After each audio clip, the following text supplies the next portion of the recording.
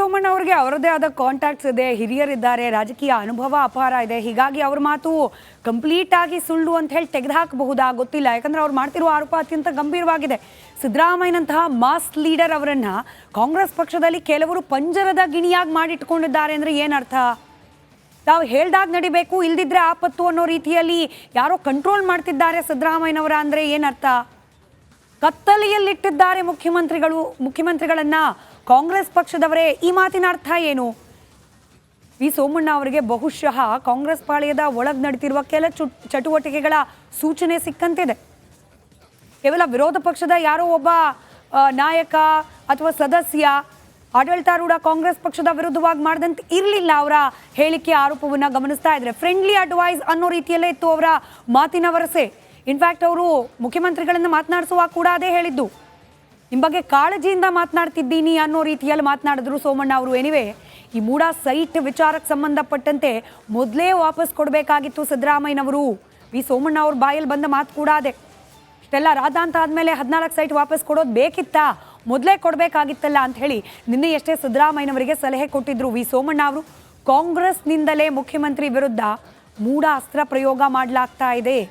ಈ ಆರೋಪ ಕಳೆದ ಅನೇಕ ತಿಂಗಳಿನಿಂದ ಚರ್ಚೆಯಲ್ಲಿದೆ. ಆದರೆ ವಿ ಸೋಮಣ್ಣ ಅವರು ಖಡಾಖಂಡಿತ ಅನ್ನೋ ರೀತಿಯಲ್ಲಿ ಹೇಳ್ಬಿಟ್ರು. ಈ ಇಡೀ ಮೂಡಾ ವಿಚಾರ ಇದೆಯಲ್ಲ, ಯಾರೋ 3 ಜನ ದೂರುದಾರರು ಕೊಟ್ಟರು, ವಿರೋಧ ಪಕ್ಷದವರು ಅದನ್ನ ಇಟ್ಕೊಂಡು ಹೋರಾಟ ಮಾಡ್ತಿದ್ದಾರೆ ಅನ್ನೋದಲ್ಲ, ಬದಲಾಗಿ ಕಾಂಗ್ರೆಸ್ನಲ್ಲೇ ಮೂಡಾ ವಿಚಾರಕ್ಕೆ ಸಂಬಂಧಪಟ್ಟಂತೆ ಸ್ಕೀಮ್ ಮಾಡಲಾಗಿದೆ ಮುಖ್ಯಮಂತ್ರಿಗಳ ವಿರುದ್ಧ ಅನ್ನುವ ಆರೋಪ. ಹಾಗಾದ್ರೆ ವಿ ಸೋಮಣ್ಣ ಅವರು ಹೇಳ್ತಾ ಇರೋ ರೀತಿಯಲ್ಲಿ ಸಿದ್ದರಾಮಯ್ಯನವರ ವಿರುದ್ಧ ಕತ್ತಿ ಮಸಿತಾ ಇರುವ ನಾಯಕ ಯಾರು? ಕುತೂಹಲ ಇದ್ದೇ ಇದೆ. ಕಾಂಗ್ರೆಸ್ನಲ್ಲಿ ಮುಖ್ಯಮಂತ್ರಿ ಸಿದ್ದರಾಮಯ್ಯನವರನ್ನ ಪಂಜರದ ಪಕ್ಷಿ ಮಾಡ್ಕೊಂಡಿರೋದು ಯಾರು, ಯಾವ ಕಾರಣಕ್ಕೆ? ಬಿಜೆಪಿ ಸಂಸದ ವಿ ಸೋಮಣ್ಣ ಅವರ ಮಾತಿನ ಒಳ ಮರ್ಮ ಏನು ಅನ್ನೋದು ಸದ್ಯಕ್ಕೆ ಕುತೂಹಲಕ್ಕೆ ಕಾರಣವಾಗ್ತಾ ಇದೆ. ನೆನೆ ಮುಖ್ಯಮಂತ್ರಿ ಸಿದ್ದರಾಮಯ್ಯ ಹಾಗೆ ಕೇಂದ್ರ ಸಚಿವ ವಿ ಸೋಮಣ್ಣ ಅವರು ಮುಖಾಮುಖಿಯಾದರು.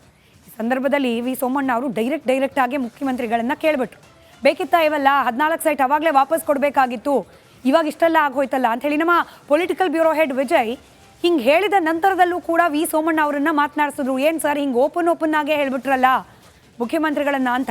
ಆ ಸಂದರ್ಭದಲ್ಲಿ ಕೇಂದ್ರ ಸಚಿವರು ಕೊಟ್ಟ ಹೇಳಿಕೆ ಮತ್ತಷ್ಟು ಸ್ಫೋಟಕ. ಕಾಂಗ್ರೆಸ್ನಲ್ಲಿ ಮುಖ್ಯಮಂತ್ರಿಯನ್ನೇ ಪಂಜರದ ಹಕ್ಕಿಯನ್ನಾಗಿ ಮಾಡಲಾಗಿದೆಯಂತೆ. ಸಿದ್ದರಾಮಯ್ಯನವರನ್ನ ಕೆಳಗಿಳಿಸೋಕೆ ಸ್ಕೀಮ್ ರೆಡಿ ಆಗಿದೆಯಂತೆ. ಸಂಸದ ವಿ ಸೋಮಣ್ಣ ಅವರು ಸಿಡಿಸಿರುವ ಹೊಸ ಬಾಂಬ್ ಇದು.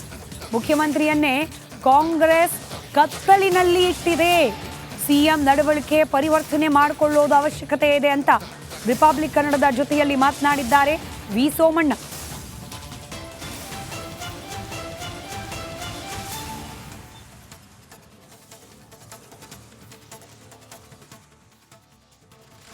ಇವಾಗ 40% ಕಮಿಷನ್ ಅಂದರು, ಏನು ಬತ್ತಪ್ಪ ಇವಾಗ ಹೆಂಗೆ ಹೇಳಿದೆ ನೋಡಿ. ನೀನು ಇವತ್ತು ಸರೆಂಡರ್ ಮಾಡೋದು ಬದಲೇ ಮಾಡಬೇಕಾಗಿತ್ತು. ಯಾರು ನಿನ್ಗೆ ಇಟ್ಕೊಂಡಿದ್ರು? ಅಯ್ಯೋ. ಆಮೇಲೆ ಇನ್ನೊಂದು, ಈ ಸಿದ್ದರಾಮಯ್ಯನವ್ರನ್ನ ನಾವು ಅದಕ್ಕೆ ಕೊನೆಗೇನು ಹೇಳಿದೆ, ಮಾತು ಕಡಿಮೆ ಮಾಡಿರಿ ಅಂದೆ. ಕೇಳಿ ಏನು ಹೇಳಿದೆ, ಮಾತು ಕಡಿಮೆ ಮಾಡು, ಬೇಡ ಇನ್ಮೇಲೆ ನಿನ್ನ ಮಾತು ಅಂದೆ. ಸಿ ಎಂ ಸ್ಥಾನ ಹೋಗುತ್ತೆ ಅಂತ ಹೇಳ್ತಾ ಇದ್ದಾರೆ ಸಿದ್ದರಾಮಯ್ಯ. ನನಗೆ ಅದೆಲ್ಲ ನಾನು ಇಷ್ಟಪಡೋದಿಲ್ಲಪ್ಪ. ಸಿದ್ದರಾಮಯ್ಯನವರು ನನಗೊಬ್ಬ ಸ್ನೇಹಿತರು, ಆದರೆ ಅವರ ಆಟಿಟ್ಯೂಡ್ ಏನಿದೆ ಅದು ಬದಲಾವಣೆ ಆಗಬೇಕು. ಸರ್ಕಾರ ಬಿಡುತ್ತೆ 100 ಕೋಟಿ ಆಫರು ಬಿಜೆಪಿ ಹೇಳ್ತಾ ಇದ್ದಾರೆ ಅಂತ ಕಾಂಗ್ರೆಸ್ ಪಕ್ಷ ಹೇಳ್ತಾ ಇರೋದು, ಕಾಂಗ್ರೆಸ್ನಲ್ಲಿ ಹೇಳ್ತಾ ಇರೋದು. ನಾವೇನು ಹೇಳ್ತಾ ಇದ್ದೀವಿ, ತೆಗಿಬೇಕು ಸಿದ್ದರಾಮಯ್ಯನವ್ರಿಗಂತ ಪೂರ್ತಿ ಅದಕ್ಕೆ ಕಂಪ್ಲೀಟ್ ಸ್ಕೀಮ್ ಮಾಡ್ತಾ ಇರೋರು ಕಾಂಗ್ರೆಸ್ನವರು. ಸಿದ್ದರಾಮಯ್ಯನವ್ರಿಗೆ ಏನು ಗೊತ್ತು? ಸಿದ್ದರಾಮಯ್ಯನವ್ರಿಗೆ ಒಳ್ಳೆಯವ್ರ ಬಗ್ಗೆ ಬೈಯೋದು ಗೊತ್ತು ಅಷ್ಟೇ. ವಾಸ್ತವಾಂಶ ತಿಳ್ಕೊಳ್ಳೋಕ್ಕೆ ತಯಾರಾಗಿಲ್ಲ ಮನುಷ್ಯ. ನಾವೇನೋ ಇವೆಲ್ಲ ಆಗೋಲ್ತು ಒಂದೇ. ಅದಕ್ಕೆ ಇದೆ ಅವ್ರಿಗೆ. ನನಗೂ ಪ್ರೀತಿ ಇದೆ ರೀ. ಆತ್ಮೀಯತೆಗೂ ರಾಜಕಾರಣಕ್ಕೂ ಸಂಬಂಧ ಇಲ್ಲ. ಆದರೆ ಸತ್ಯ ಹೇಳಬೇಕಾಯ್ತದೆ. ಅವರು ಹೇಳಿದ್ರು ಔಷಧಿಯಲ್ಲಿ 65 ಕೋಟಿ ಅಂತ 14 ಸೈಟ್ಗೆ. ನಾನು ಹೇಳಿ ಸರಿ ಅಲ್ವಾ? ನೀವೆಲ್ಲರೂ ಇದ್ರಿ. ಕಾಂಗ್ರೆಸ್ನಲ್ಲಿ ಸ್ಕೀಮ್ ಆಗ್ತಾ ಇದೆಯಾ ಅಂತ? ಪೂರ್ತಿ ಸ್ಕೀಮ್ ಆಗ್ತಾ ಇರೋದೇ ಕಾಂಗ್ರೆಸ್ನವರಿಂದ. ಸಿದ್ದರಾಮಯ್ಯನವ್ರನ್ನ ಕತ್ಲೆ ಕೊಂಡಿಟ್ಟಿರೋರು ಕಾಂಗ್ರೆಸ್ನವರೇ, ಪಂಜರದ ಗಿಳಿ ಮಾಡಿರೋರು ಕಾಂಗ್ರೆಸ್ನವರೇ. ಇದು ಸೋಮಣ್ಣವ್ರ ಹೇಳಿಕೆ. ಅವ್ರು ಹೇಳ್ತಾ ಇರುವಂಥದ್ದು ಸಿದ್ದರಾಮಯ್ಯವರನ್ನ ತೆಗೆಯುವಂಥ ಸ್ಕೀಮ್ ಕಾಂಗ್ರೆಸ್ ನಡೀತಾ ಅಂತ ಹೇಳೋ ಮೂಲಕ ಒಂದು ಹೊಸ ಸ್ಫೋಟಕ ಹೇಳಿಕೆಯನ್ನು ಕೊಟ್ಟಿರುವಂಥದ್ದು. ಕ್ಯಾಮರಾ ಪರ್ಸನ್ ಮಧು ಜೊತೆ ವಿಜಯ್ ಚಂದ್ರ, ರಿಪಬ್ಲಿಕ್ ಟಿವಿ, ಬೆಂಗಳೂರು. ಇಲ್ಲಿ ಮೌಖಿಕ ಆದೇಶದ ಮೇಲೆ ಹೇಳಿಬಿಟ್ಟಿದ್ದಾರೆ BPL ಕಾರ್ಡ್ಗಳನ್ನು ರದ್ದು ಮಾಡಿ, ಕಟ್ ಆಫ್ ಮಾಡಿ ಅಂತ ಹೇಳಿ ಅನ್ನೋ ಆರೋಪ ಇದೆ. ಹೀಗಾಗದೆ ಹೋಗಿದ್ದಿದ್ರೆ ಸರ್ಕಾರದ ಕಡೆಯಿಂದ ಅಧಿಕೃತವಾಗಿ ಅಥವಾ ಮೌಖಿಕವಾಗಿ ಒಂದು ಸೂಚನೆ ಬರದೇ ಹೋಗಿದ್ದಿದ್ರೆ ಆಹಾರ ಇಲಾಖೆಯಲ್ಲಿ ಅಧಿಕಾರಿಗಳೇನೇ ಸ್ವತಂತ್ರವಾಗಿ ನಿರ್ಧಾರವನ್ನು ತೆಗೆದುಕೊಂಡು ಕಾರ್ಡ್ಗಳನ್ನು ರದ್ದುಗೊಳಿಸ್ಲಿಕ್ಕೆ ಮುಂದಾದರೆ ಸಾಧ್ಯ ಆಗ್ತಿತ್ತ? ಅದು ಸರ್ಕಾರ ಅದಕ್ಕೂ ಕೂಡ ಕ್ರಮ ಕೈಗೊಳ್ಳೋ ಆಪ್ಷನ್ಸ್ ಇದೆ ಸರ್ಕಾರದ ಮುಂದೆ. ಅರೆ, ಸರ್ಕಾರದಿಂದ ಅಧಿಕೃತವಾಗಿ ಆದೇಶವೇ ಹೊರಬಿದ್ದಿಲ್ಲ, ಹೆಂಗೆ ಫುಡ್ ಡಿಪಾರ್ಟ್ಮೆಂಟ್ ಈ ರೀತಿಯಾಗಿ ರದ್ದು ಮಾಡ್ತಿದೆ ಅಂತ ಹೇಳಿ. ಆದರೆ ಸರ್ಕಾರ ಆ ಗೋಜಿಗೆ ಹೋಗ್ತಾನೆ ಇಲ್ಲ. ಹೀಗಾಗಿ ಹುಟ್ಟಿರೋದು ಗೊಂದಲ. ಯಾರು ಕೊಟ್ಟರು ಸೂಚನೆ BPL ಕಾರ್ಡ್ಗಳನ್ನು ರದ್ದು ಮಾಡಿ ಅಂತ ಹೇಳಿ ಬಡ ಕುಟುಂಬಗಳನ್ನು ಕಷ್ಟಕ್ಕೆ ದೂಕಿದ ಸರ್ಕಾರ ಅಂಥೇಳಿ ದೋಷ ಇದೀಗ ಕಾಂಗ್ರೆಸ್ಸನ್ನು ಕಾಡಲಿಕ್ಕೆ ಪ್ರಾರಂಭ ಆಗಿದೆ. ಯಾವ ಮಾನದಂಡದ ಮೇಲೆ ಇದೀಗ BPL ಕಾರ್ಡನ್ನು ರದ್ದು ಮಾಡಲಾಗ್ತಿದೆ? ಕೇವಲ IT ಸಬ್ಮಿಟ್ ಮಾಡ್ತಿದ್ದಾರೆ ಅಂತಲ್ಲ ಮುಖ್ಯಮಂತ್ರಿಗಳು ಹೇಳಿದ್ರಲ್ಲ ಹಾಗ, ಅಥವಾ ಸರ್ಕಾರಿ ನೌಕರರು ಅನ್ನೋ ಕಾರಣಕ್ಕ? ಈ ಎರಡೇ ವಿಚಾರ ಮಾನದಂಡ ಆಗಿದ್ದಿದ್ರೆ ಇವತ್ತು ಬಡ ಟೇಲರ್ ಮನೆ ನಾವು ಗಮನಿಸಿದ್ವಿ ಹಾವೇರಿಯಲ್ಲಿ, ದುಡಿತಿರೋದು ಒಬ್ಬರೇ, ಅವರು ಕೂಡ ಮಾನಸಿಕ ರೋಗದಿಂದ ಒದ್ದಾಡ್ತಿದ್ದಾರೆ, ಮಾತ್ರೆ ತಗೊಳ್ತಿದ್ದಾರೆ, ದುಡಿಯೋರು ಅವರೊಬ್ಬರೇ, 2 ಮಕ್ಕಳಿದ್ದಾರೆ, ದಿಕ್ ಯಾರು ಅಂತ ಹೇಳಿ ಆ ಮಹಿಳೆ, ಹಾವೇರಿಯ ಮಹಿಳೆ, ಆಕೆ ಕಣ್ಣೀರು ಹಾಕ್ತಿದ್ದಾಳೆ. ಅವರೇನು IT ಸಬ್ಮಿಟ್ ಮಾಡಿಲ್ಲ, ಸರ್ಕಾರಿ ನೌಕರರಲ್ಲ. ಹಾಗಾದ್ರೆ ಯಾವ ಮಾನದಂಡದ ಮೇಲೆ ಅವ್ರ ಕಾರ್ಡ್ ರದ್ದಾಯಿತು?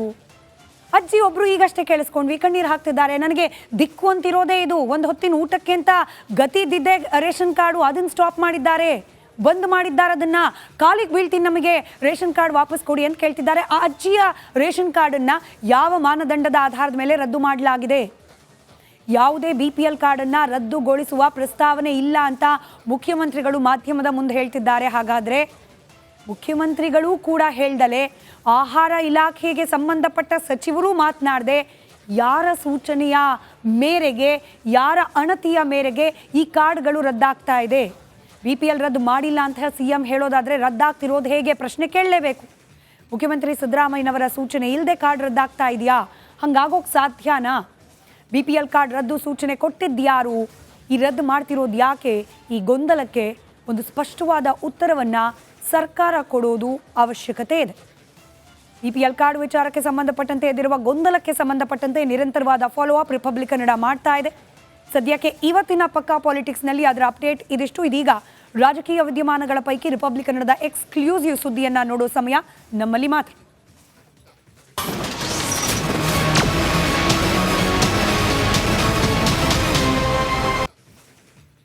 ಹಾಕ್ತಾ ಇದ್ದಾರೆ, ನಮ್ಗೆ ಯಾವುದೇ ರೀತಿ ಸೂಚನೆ ಇಲ್ದಲೆ ಈ ರೇಷನ್ ಕಾರ್ಡನ್ನು ಕಟ್ ಮಾಡಿಸ್ಬಿಟ್ಟಿದ್ದಾರೆ, ನಮಗೇನೂ ಸಿಗ್ತಾ ಇಲ್ಲ ಸೌಲಭ್ಯ ಅಂತ ಹೇಳಿ ಕಣ್ಣೀರು ಹಾಕ್ತಿದ್ದಾರೆ. ಈ ವಿಚಾರಕ್ಕೆ ಸಂಬಂಧಪಟ್ಟಂತೆ ಎದ್ದಿರುವ ಗೊಂದಲ, ಈ ವಿಚಾರಕ್ಕೆ ಸಂಬಂಧಪಟ್ಟಂತೆ ಎದ್ದಿರುವ ಪ್ರಶ್ನೆಗಳಿಗೆ ಸಂಬಂಧಪಟ್ಟಂತೆ ರಿಪಬ್ಲಿಕ್ ಕನ್ನಡ BPL ಕಾರ್ಡ್ಗಳಿಗೆ ಸಂಬಂಧಪಟ್ಟಂತೆ ರಿಯಾಲಿಟಿ ಚೆಕ್ ನಡೆಸುವ ಪ್ರಯತ್ನವನ್ನು ಮಾಡಿದೆ. ಹೌದಾ, ಮುಖ್ಯಮಂತ್ರಿಗಳು ಹೇಳ್ತಾ ಇರೋದು ಸತ್ಯನಾ? ಯಾವುದೇ ಕಾರ್ಡ್ಗಳನ್ನು ನಾವು ರದ್ದು ಮಾಡೋದಿಲ್ಲ ಅಂತೇಳಿ ಹೇಳಿದ್ದಾರೆ ಸಿದ್ದರಾಮಯ್ಯನವರು. ಸರಿಯಾಗಿದೆಯಾ ಇದು? ಜನರೇನು ಹೇಳ್ತಿದ್ದಾರೆ, ಕಾರ್ಡ್ ಹೋಲ್ಡರ್ಸ್ ಏನು ಹೇಳ್ತಿದ್ದಾರೆ? ಇದರ ಒಂದು ಚಿಕ್ಕ ರಿಯಾಲಿಟಿ ಚೆಕ್ ರಿಪಬ್ಲಿಕ್ ಕನ್ನಡ ನಡೆಸದೆ. ಈ ರಿಯಾಲಿಟಿ ಚೆಕ್ ನಡೆಸಿದ ಸಂದರ್ಭದಲ್ಲಿ ನಮ್ಮ ಗಮನಕ್ಕೆ ಬಂದ ಕೆಲ ಆಯ್ದ ಸಂದರ್ಭಗಳು, ಕೆಲ ಕಾರ್ಡನ್ನು ಕಳೆದುಕೊಂಡ ಸಂತ್ರಸ್ತರಾಗಿರುವವರು ಏನು ಮಾತನಾಡಿದ್ರು ಕೇಳಿಸ್ಕೊಳ್ಳಿ. ಇದು ರೇಷನ್ ಕಾರ್ಡ್ ಆಗೋದು ಒಂದು, ಅದು ರೇಷನ್ ಬರೋದು ಒಂದು. ಇವು ಎರಡು ಬಿ ಜರೂರಿ ಅವ. ನಿಮಗೆ ಕೈ ಜೋಡಿಸ್ತಿದ್ದಟ್ಟು ಮಾಡಿ ಪುಣ್ಯ ಪಡ್ರಿ ಜರೆ. ತಿರುಗ್ರಿ ನಮಗೆ ಕೊಟ್ಟಿಲ್ಲ ರೇಷನ್, ಎಷ್ಟು ತಿರುಗಿ ಕೊಟ್ಟಿಲ್ಲ. ನಮ್ಮ ಬಡವ್ರ ಹೊಟ್ಟೆ ನಡೆದ್ಬಿಟ್ರೆ ನಾವು ಹೆಂಗ್ ಜೀವನ ಮಾಡೋಣ? ಅದೇ ನಮ್ಗೆ ಆಧಾರ. ನಮ್ಗೇನು ಗೌರ್ಮೆಂಟ್ ಕೆಲಸ ಇಲ್ಲ, ನಮಗೆ ಬಡವ್ರು ಕೂಲಿ ಮಾಡೋರು. ರೇಷನ್ ತಿಂಗಳಿಗೆ ಕಾಯ್ತಾ ಇರ್ತೀವಿ ನಾವು. ಕೊಡೋದು 3 kg ಅಕ್ಕಿ 2 kg ಹಾಕಿ ತಿಂಗಳೆಲ್ಲ ನಾವು ಕಾಯ್ತಾ ಇರ್ತೀವಿ. ದಯವಿಟ್ಟು ರೇಷನ್ ಕಾರ್ಡ್ ಕ್ಯಾನ್ಸಲ್ ಮಾಡಬೇಡಿ. ಯಾಕಂದ್ರೆ ಇದು ರೇಷನ್ ಕಾರ್ಡ್ ಚಾಲು ಮಾಡ್ಬೇಕ್ರಿ. ನಾವು ಕಡು ಬಡವರು ರೀ, ನಮ್ಗೆ ದವಾಖಾನಿಗೆ ಬೇಕು, ಮಕ್ಕಳಿಗೆ ಗಂಡ ಮಾನಸಿಕ ತಜ್ಞನು ಬೇಕ್ರಿ. ನಮ್ಗೆ ರೇಷನ್ ಕಾರ್ಡ್ ಚಾಲು ಮಾಡಿಕೊಡ್ರಿ. ನಮ್ಗೆ ಆಸ್ಪತ್ರೆಗೆ ಬೇಕ್ರಿ ರೇಷನ್ ಕಾರ್ಡ್.